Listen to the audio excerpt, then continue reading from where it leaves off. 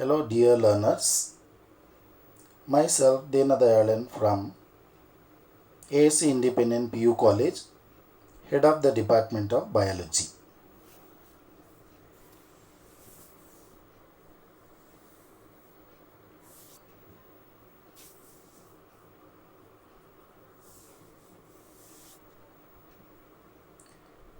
In the last session, I have told that in the fourth session, currently, we'll study in detail about the life history variation and the list of population interaction.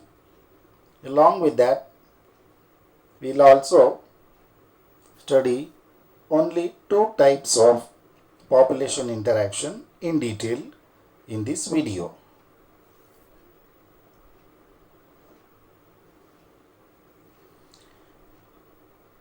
Life history variation under organisms and population. Populations evolve to maximize their reproductive fitness, also called Darwinian fitness, represented in terms of R, that is high value for the R, intrinsic rate of increase.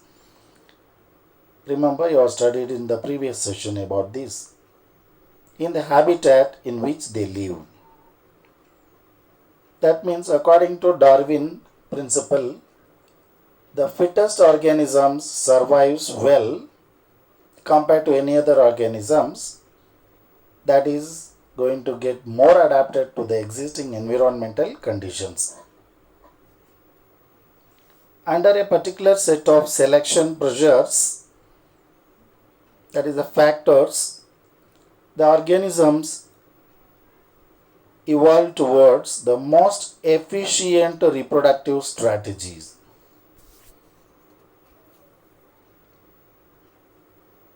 Some organisms breed, that is reproduce, only once in their lifetime. Example, Pacific salmon fish, bamboo tree, only once it will flower during its lifespan.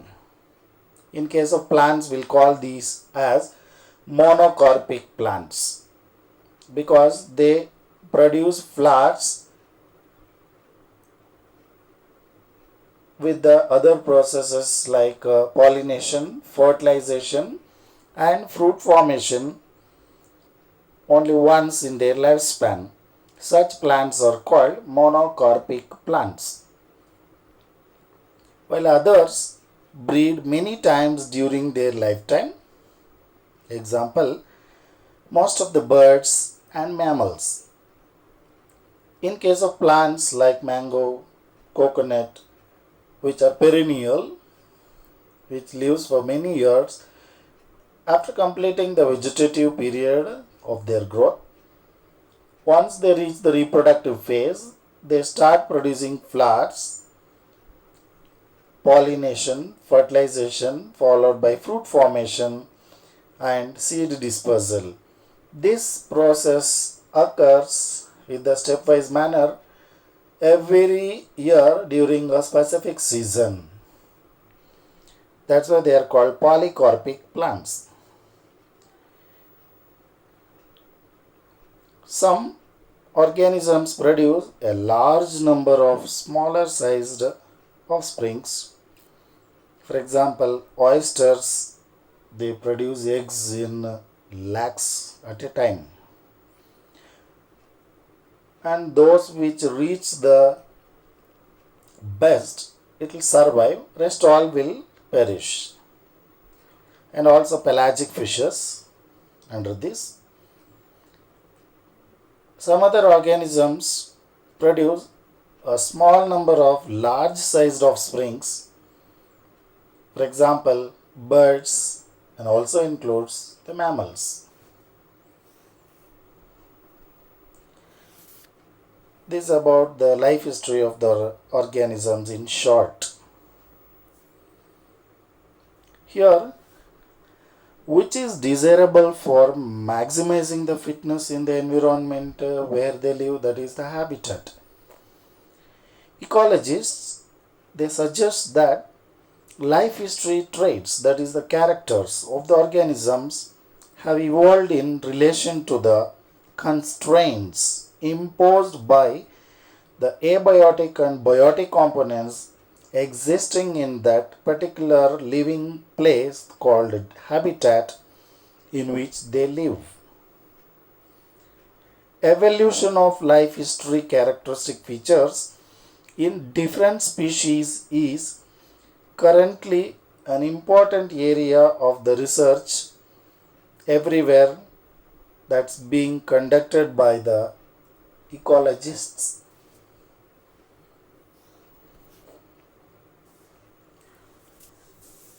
Population interaction.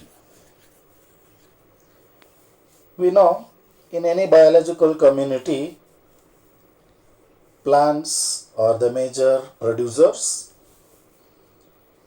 animals mostly the consumers, and even microbes.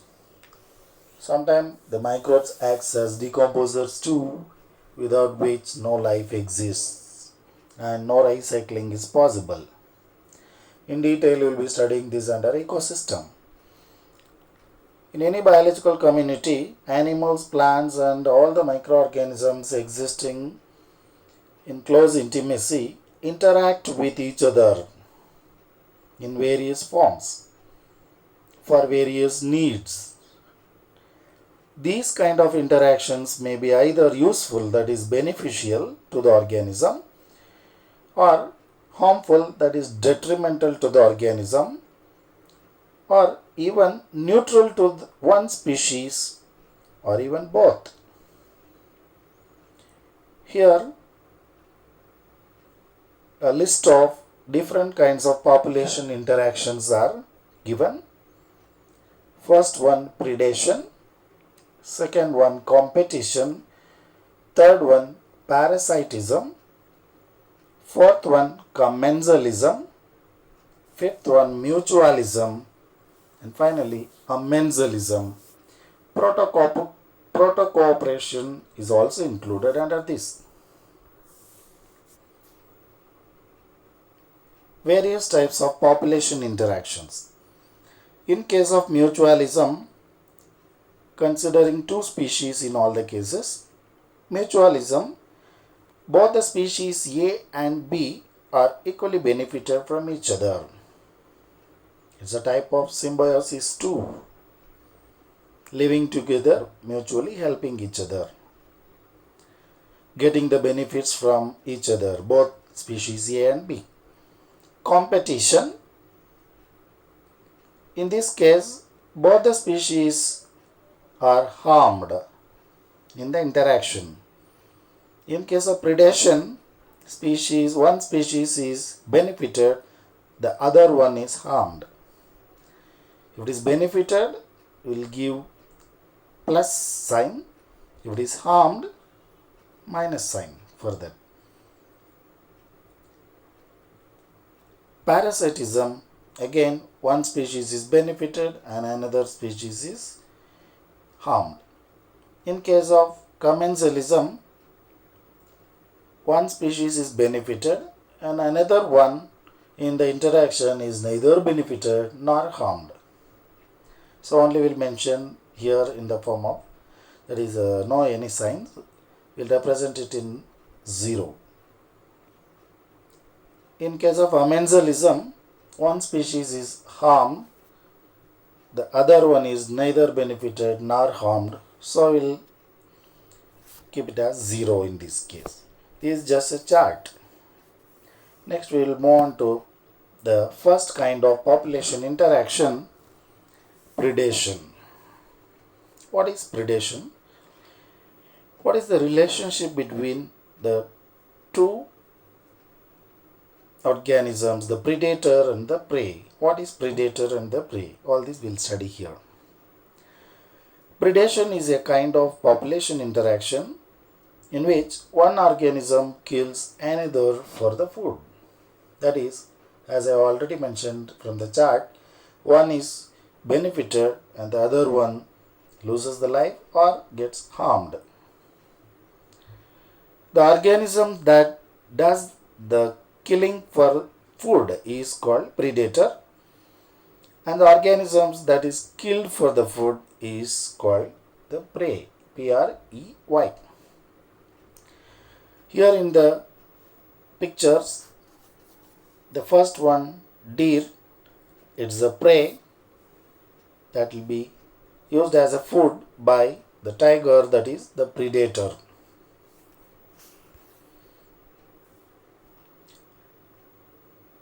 Another kind of definition, predation is defined as a relationship or a kind of population interaction in which one organism hunts and kills another for the food, that is nutrition.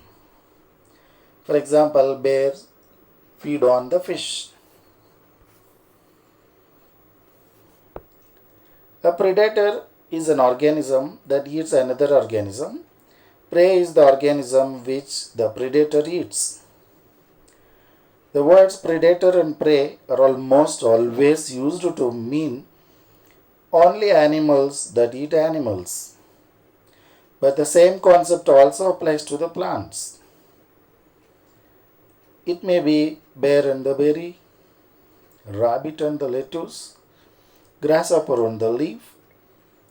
Some more examples for predator-prey relationship are lion and zebra, bear and the fish, and fox and the rabbit. Most of these examples, it is very common, and here on the basis of biological aspects we'll study.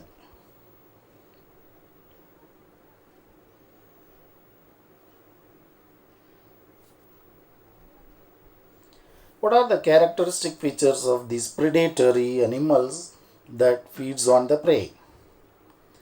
There should be some strength more than that of the prey here, so that it can capture the prey and consume it. Generally speaking, the most common features of the insect predators here are they kill and consume more than one prey organisms to reach maturity. Relatively larger in size compared to the prey. The predator will be larger in size usually. Then only it can capture the prey and consume it. For example, a frog, lizards feed on the insects. These are all common examples where predator is larger than the prey. Predaceous as both larvae as well as the adults. Larvae are active with sensory and locomotory organs, except for predatory wasps that store prey for immature stages. Prey are generally consumed immediately. The frequency of individual prey items in the diet may be influenced by some factors like prey environment, prey preferences, competition with the other predatory animals existing around the vicinity or nearby, and suitability of the prey. Without the suitability of the prey, it cannot be consumed. Next. Predation is the nature's mode of transferring to higher trophic level. Trophic means nutrition. It is not tropic, it is trophic. Trophic. Like you have studied autotrophic nutrition, heterotrophic nutrition. Troph refers to, trophic means nutrition. That is for the case with reference to the food consumption. Predation is the nature's mode of transferring to higher trophic level the energy fixed by the plants by photosynthesis. And you will study under ecosystem, the producers are the major organisms that prepare food by photosynthetic activity. And 10% of the energy that is stored in the plants, that is solar energy, will be transferred to the next consumers of various types like herbivores, carnivores, and finally decomposes to a smaller extent too. For example, tiger and the deer, sparrow eating any seeds. It's a herbivore. The tiger and the deer, tiger will be a carnivore. Besides acting as a conduits for energy transfer across trophic, wrong spelling here, TROPHIC it should be, trophic levels, predators play other important roles also.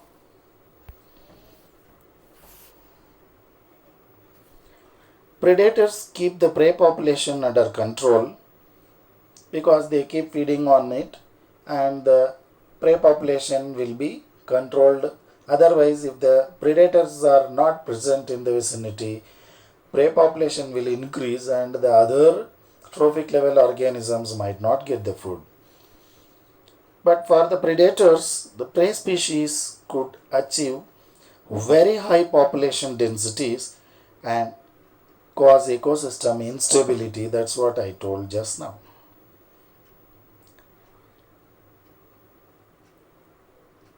When certain exotic species, exotic refers to very rare species, are introduced into the geographical area, they become invasive, means they grow very well or they lead their life very well, reproduce and occupy most of the regions in the geographical area and start spreading faster because the invaded land does not have its natural predators.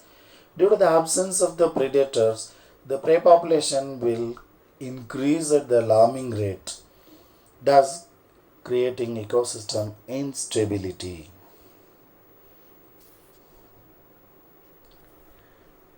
The prickly pear, that is the cacti, introduced into the Australia in the early 1920s is one of the best example here. It has caused havoc by spreading rapidly into millions of hectares of rangeland. Finally, the invasive cactus was brought under control only after a cactus feeding predator, a moth called Cactoblastis cactorum, from its natural habitat that was introduced into the country, which is one of the very important example. Here, Cactoblastis cactorum, a moth, was introduced to kill the cacti plants. You can see the moth here, the single one on the cactus with spines, and this is the larger one female moth and a smaller one male moth, and you can see larvae feeding on the cacti, a single enlarged view of larva.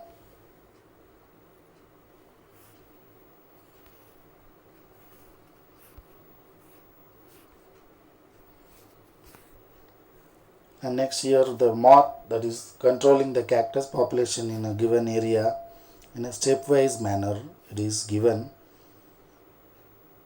the moths, female and the male, and also they reproduce with the larvae there after the eggs hatches into the larvae, and larvae feed on the cacti continuously. Thus it is a biological control. The term biological control from the primary school you are studying, immediately will get an example, common one in your mind, that cat and the rat. Cat will be a predator which is larger than the prey, that is rat, and we will get rid of the nuisance created by the rats, and also the cats use the rats in the form of the food, that is nutrition, being carnivorous. So this method is called biological control. Controlling the prey population using other organisms as a predators. So without any harm to the environment. Biological control methods are adopted in agricultural pests, wrong spelling, that also control based on the ability of the predator to regulate the prey population. For example, I told cats can be used in the home to control the rats, but you cannot use some other animals that doesn't feed on the rats. Predators also help in maintaining the species diversity in a community by reducing the intensity of competition among the competing prey species. Another example, in the rocky intertidal communities of the American Pacific coast, the starfish, namely pisaster, is an important predator there. In a field experiment conducted, that is when all the starfishes were removed from the enclosed intertidal area, more than 10 species of invertebrates became extinct just within a year. That is because of inter-specific competition. That is competition between the organisms which are present there. You can observe here pisaster brevispinus, a species of a starfish which is a predatory one. Pisaster crassius, brightly colored, and many pisaster species in a single area.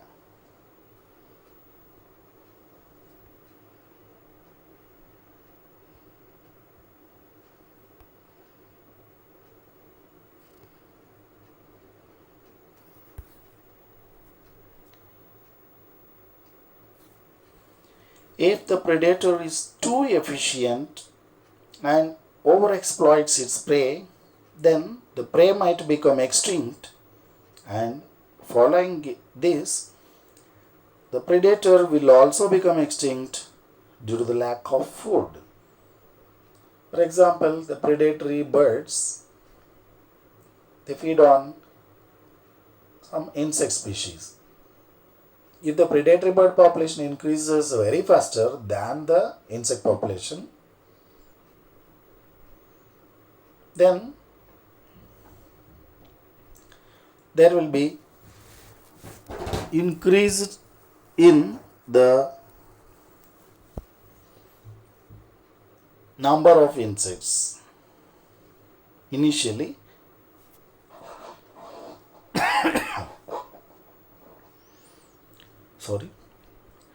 if the predator like birds are too much efficient, they feed on most of the insects which are available in the vicinity, and there will be no food available for them after a short period of time, and then followed by the imbalance in nature.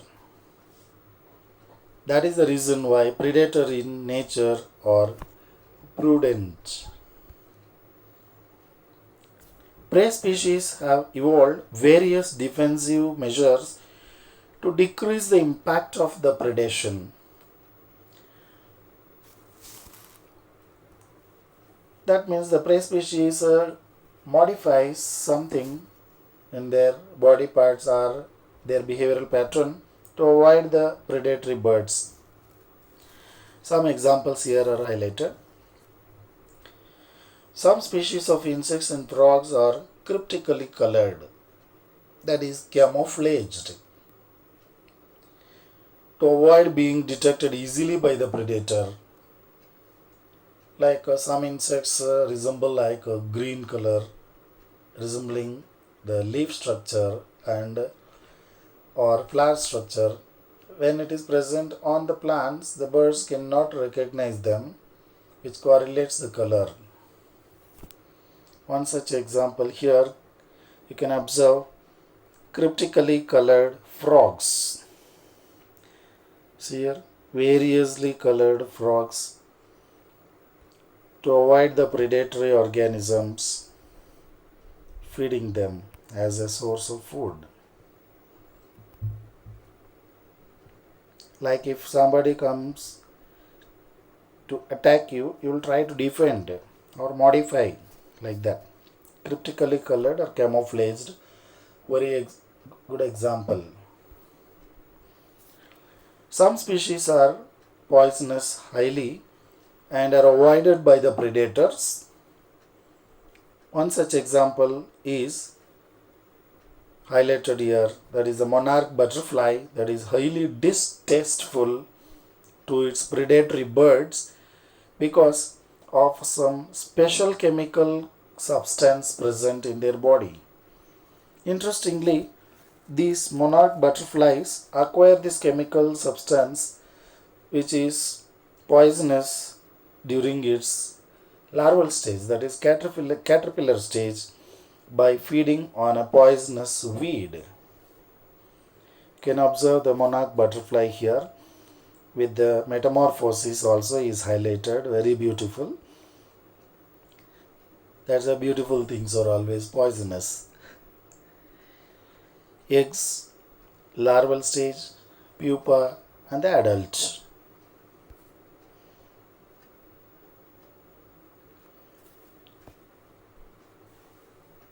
For the plants, the herbivores are also the predators. Nearly 25% of all the insects are known to be phytophagous. That is, they feed on the plant sap. Sap refers to the fluid content that is sucked by the mouth parts of the insects and the other parts of the plants. They suck the sap from the phloem tissues, penetrating their mouth parts, that is by the insects. They are called phytophagous, feeding on the plants. The problem is particularly very severe for the plants because unlike animals, they cannot run away from their predators. Plants cannot escape from the predators because they are fixed. Therefore, they have evolved an astonishing variety of morphological, that is external, and chemical defenses against these herbivores. To mention few examples, acacia, you find thorns. In cacti, you find leaves are modified into the spines, which are the morphological modes of defensive structures to protect itself from the herbivorous animals. If there is spines and thorns and all in the plants, it won't be preferably chosen by the predatory animals. Many plants produce and store chemicals that make the herbivore sick when they are eaten and also inhibit feeding or make the herbivore sick when they are eaten. Inhibit feeding or digestion, disrupt its reproduction or even kill it. Like in case of Calotropis gigantea, here this is the plant which produces very beautiful flowers, pentamerous. It's a weed, Calotropis gigantea. It grows in the abandoned fields, the wastelands, unconstructed regions. It produces highly poisonous glycosides in the latex, that is the white latex you will get when you damage the plant parts or cut the plant parts in every part of the plant, including the flowers. And that is why the grazing mammals like cattle and goats, they never browse on this plant because it produces highly toxic, that is poisonous latex, white latex is produced with the poisonous glycosides in it. Once, unknowingly, if these plants were browsed by the animals, then they fall sick and die.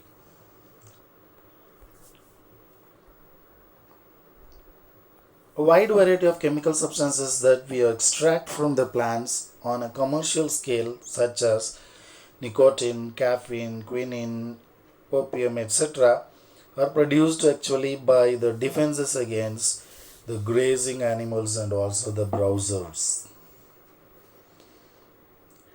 This is just a summary what you have studied just now. There is the role of the predators. They transfer energy from plants to the higher trophic levels, control the prey population, maintaining a balance ecologically, maintain species diversity by reducing the intensity of competition among the competing prey species. Overexploitation of the prey, sometimes by the predators, results in extinction of the prey and also the predators successively. And some examples, the defensive structures developed by the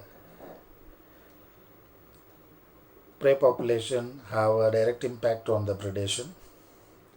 Insects and frog, camouflaging, monarch butterfly producing poisonous toxic substance which makes the birds the distastefulness of their consumption. And plants, they exhibit morphological and chemical defenses also, like cacti, spines and acacia thorns.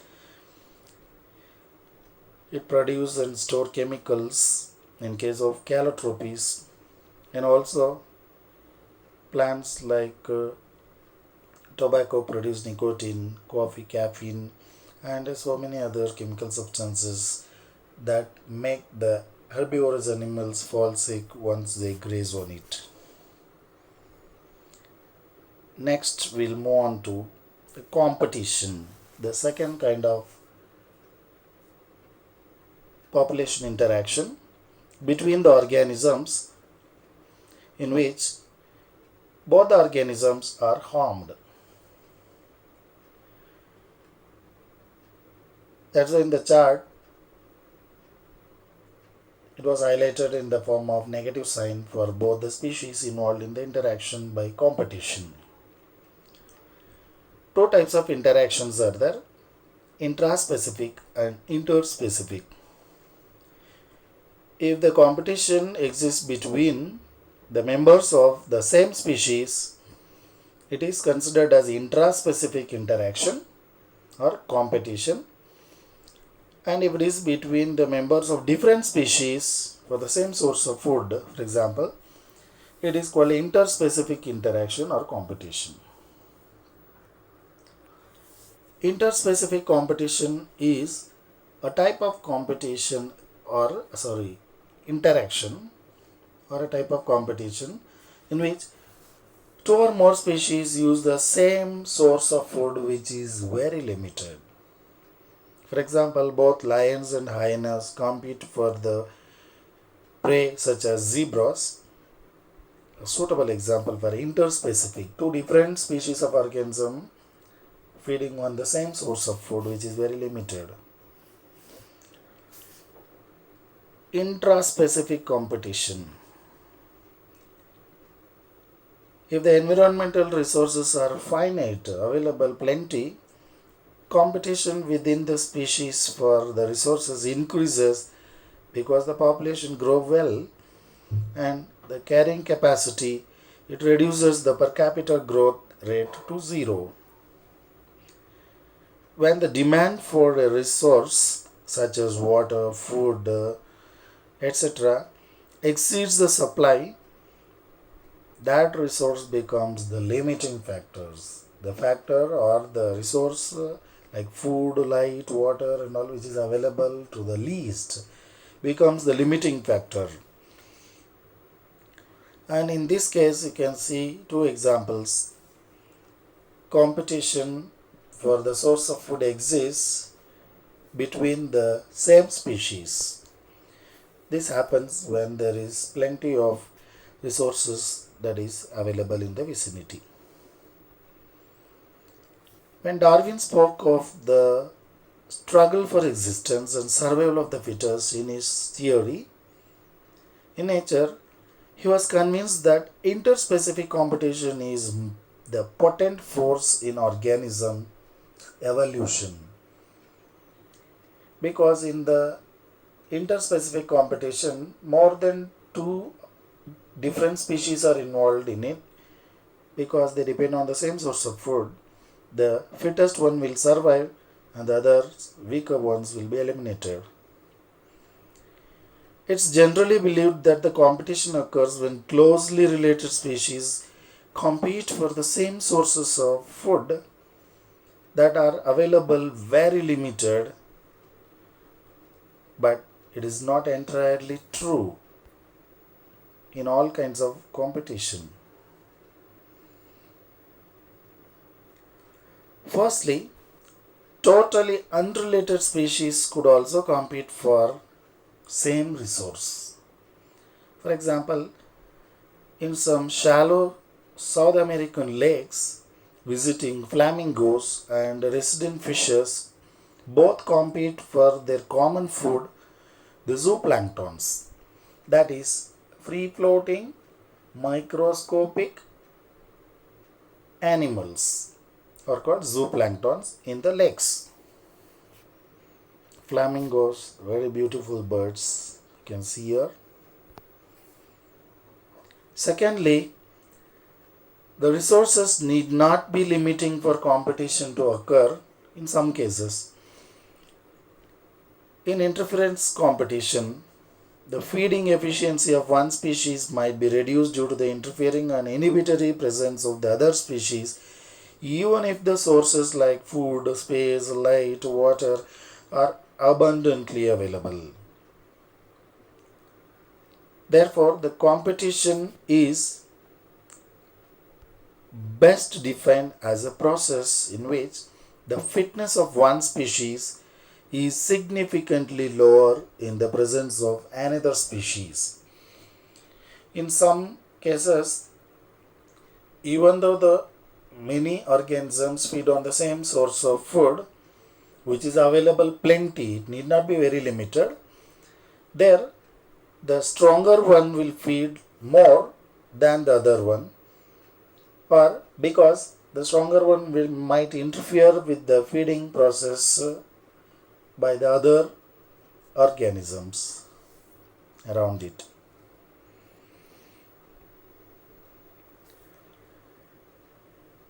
It is relatively easy to demonstrate in lab experiments, as Gauss and other experimental ecologists did. When the resources are very limited, the competitively superior species will eventually eliminate the other one. The one which is very stronger will eliminate the other weaker species. But the evidence for such competitive exclusion occurring in nature is not always conclusive. Strong and persuasive circumstantial evidence does exist, however, in some cases.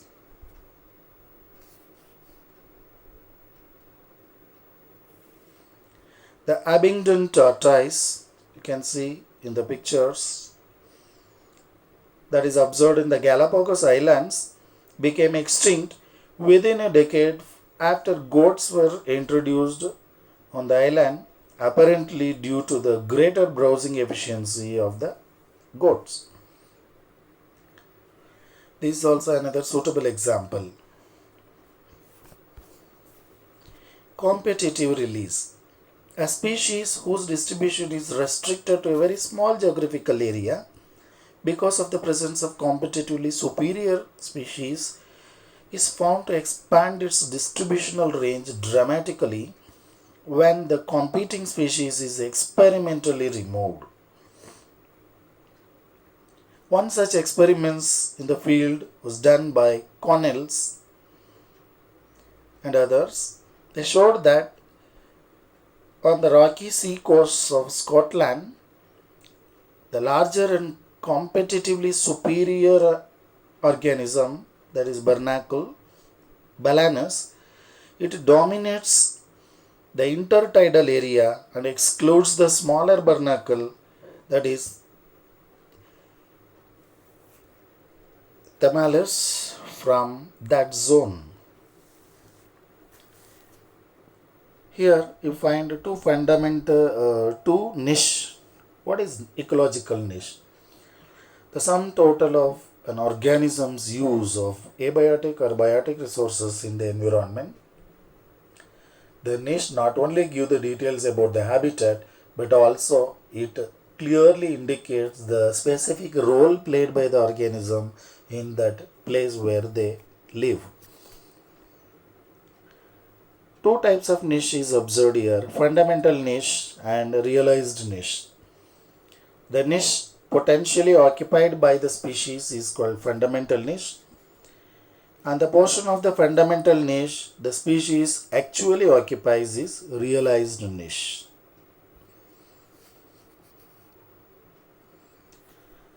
Here in the fundamental niche you find Thalamus barnacles can live in both deep and shallow intertidal zones also. You can observe the high tide, low tide and fundamental niche entirely from high tide to low tide. Completely the fundamental niche is occupied by the Thalamus barnacles.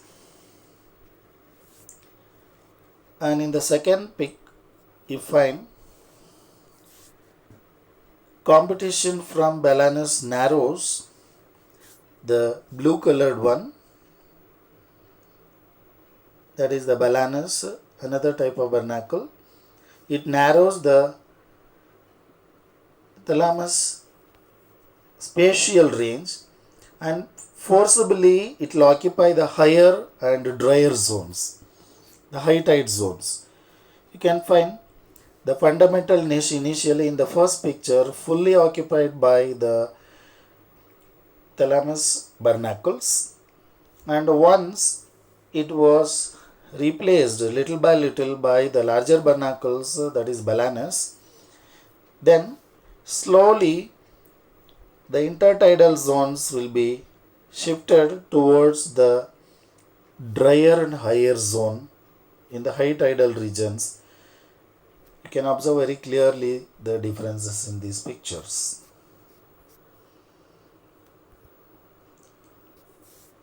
Do plants compete for anything in nature? The answer is yes. Plants also compete for the resources such as light, water, minerals and space. I would like to highlight simple example here which you can do it at home. You take a small pot where you can plant small plants. Fill it with fertile soil mixed with a few seeds, pulses. Add water and every day you take care of it.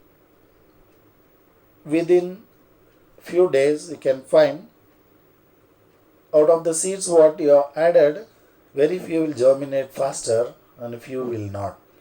Some will germinate and die during the growth. Very few will grow to a plant completely. That means here also the competition is there for space, light, water, minerals that is needed for the plant to establish itself in a given habitat. The same thing here you can go through just. But apart from these kind of competitions for the water, space, soil and all, some plants secrete toxic chemical substances into the soil that will prevent really the other plants from growing around.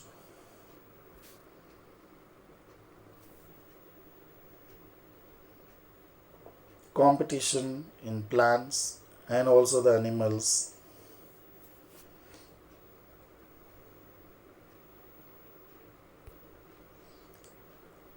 very important part based on these examples. Gauss, he concluded a statement proposed competitive exclusion principle.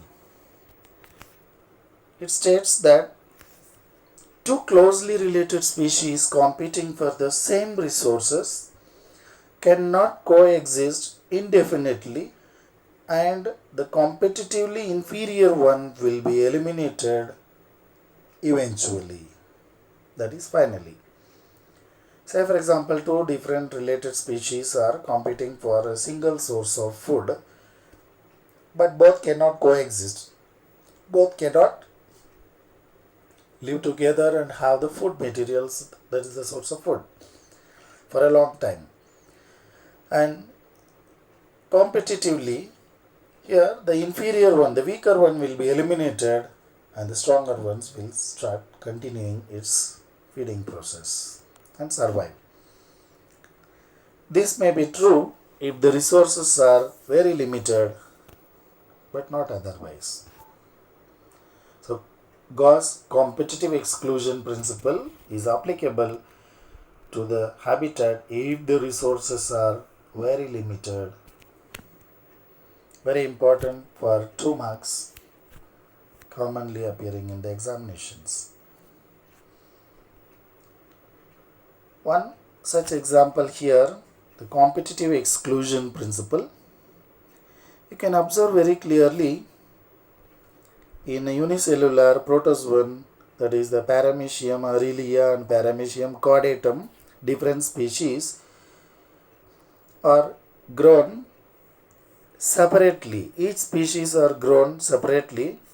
Then graphically you can find the red as well as the green marks, the curves indicates there is gradual increase, a S-shaped curve is formed.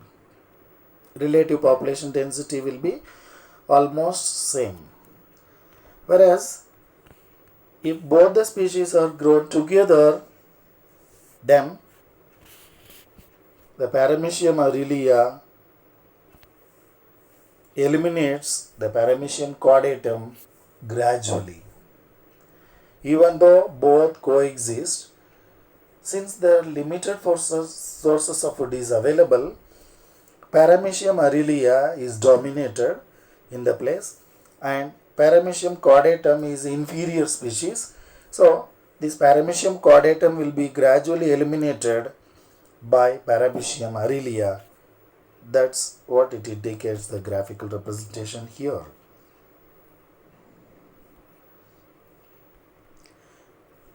With respect to this, we need to know about resource partitioning. Always the weaker organisms won't get excluded based on the Gauss principle. In some species, when they face the competition in nature, they might evolve mechanisms that promote coexistence rather than exclusion. One such mechanism is resource partitioning in it. If the two species compete for the same source, they could avoid competition by choosing, for instance, different times of feeding or different foraging patterns also. The stronger ones feeds and moves away from the place, then the inferior ones may again come to that place and feed on the food which is available.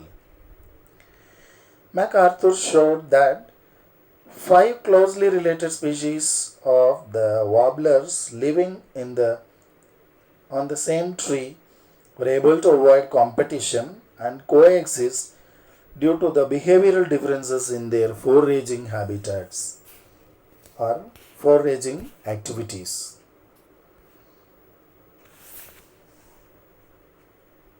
Thank you, dear learners.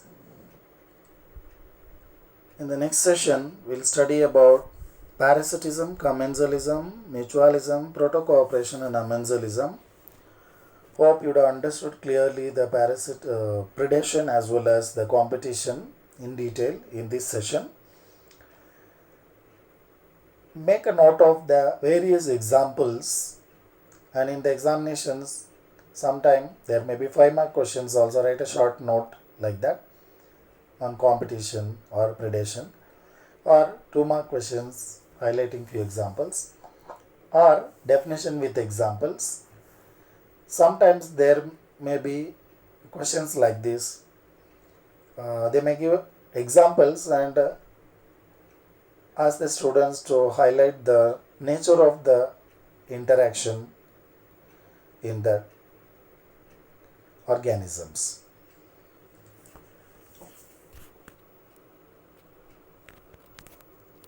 Be safe. Have a happy day. Thank you.